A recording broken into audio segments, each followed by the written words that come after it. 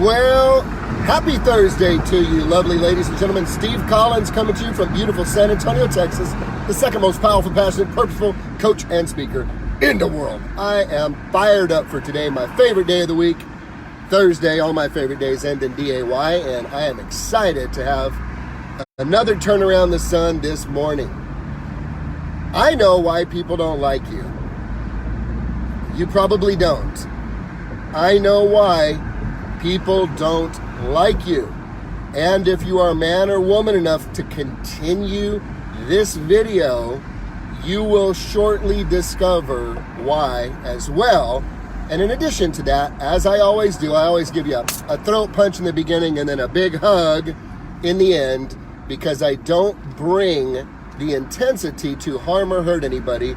It is my goal to create some cognitive dissonance, some internal discomfort, some reflection where you look yourself in the mirror and say, it's about time for me to be who I was created to be, do what I was created to do so I can have what I believe I can have.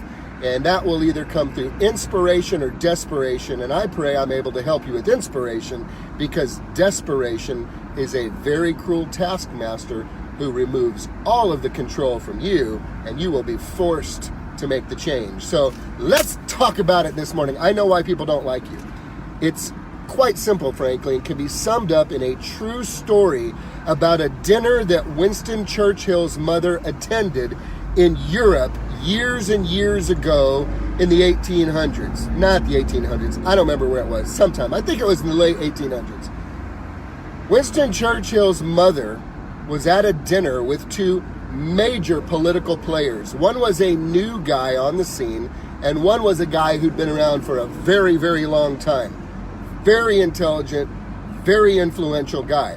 Winston Churchill's mother was interviewed after the dinner. One of the men she sat with was known as William Gladstone. Brilliant guy. The other man she sat with, who was guaranteed that he wasn't going to win this election, was a guy by the name of Benjamin Disraeli. After the dinner, Winston Churchill's mother was asked what it was like to spend time with these two influential men.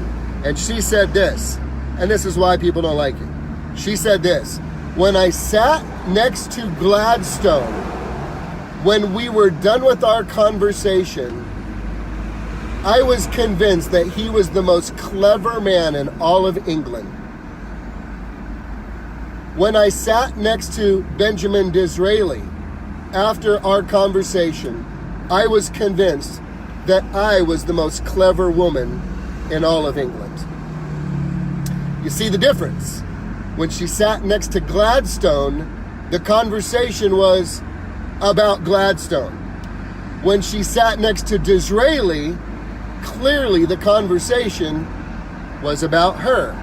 I know why people don't like you, because you probably talk more about you than you actually take time to listen to who you're talking with. It has been said that the good Lord gave us 2 ears and 1 mouth so we could listen twice as much as we talk, and even better than that, he gave us a mouth that could shut and ears that can't. So think about that. Zig Ziglar would say it this way: if you go out looking for a friend, you're going to find that they're hard to come by. If you go out to be a friend, you're going to find you have them everywhere. So why don't people like you? Well, think about this. Go back in the theater of your mind over the last 3 days of this week, starting Monday, when you had conversations with people. If you will reflect and be honest with yourself, and I'm not talking about when someone sought you out and said, hey, I need your help. I'm talking about just normal conversations that lasted more than 5 minutes. The chances are good that you defaulted to yourself, that you spoke about yourself, that your concern or ideas were about yourself. You fell into the William Gladstone trap. Why don't you consider what could happen if today, Thursday, today, you made a decision that all relationships, all connections, everyone I come in contact with today, I'm going to do something different because Coach Steve Collins said to give it a try, just to test if this old boy knows what he's talking about. Why don't you make a decision today that whomever you come in contact with, you make it about listening to them. You make it about asking questions about them. You go deep with questions about them. How about you discuss their interests, their experiences, their summer, their family, their journey? How about you make it an intention that I'm not even going to talk about me once. I'm just going to lend an ear. And you see what happens. You see what happens. I know you might find this strange because I can speak to thousands of people at one time with no issues whatsoever, and yet I prefer not to be in social environments. If I'm teaching or talking or speaking, it's no problem. If it's for connecting, networking, it ain't my thing. I don't like it at all. I don't enjoy it all because I can't stay on the surface. Civil code. Hey man, how you doing? What you think about the Spurs, buddy? You think Spurs are all right? Spurs are great. I go, man, Spurs are great. Hey man, how's your marriage? How are things going in your marriage relationship? You and your wife getting along? Yeah, I'm not popular when it comes to social events because I don't want to play on the surface. I go deep and I go deep quick. I don't care about the weather. I don't care about sports. I care about people and lives. So I'm socially awkward. And yet, I'm going to give you my tool that I use that allows me to make a connection with one person, which is my intention. Just one person. That's it. I will always ask the one person I zero in on, tell me what you're most passionate about in life right now. And 2 hours later, I have a great new friend. And quite frankly, they don't know anything about me at that point.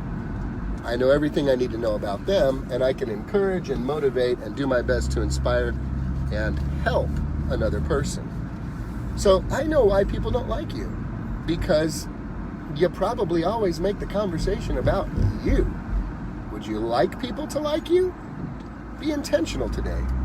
Make the conversation about the other person and see how wonderful of a life begins to unfold for you. Have a great day, guys.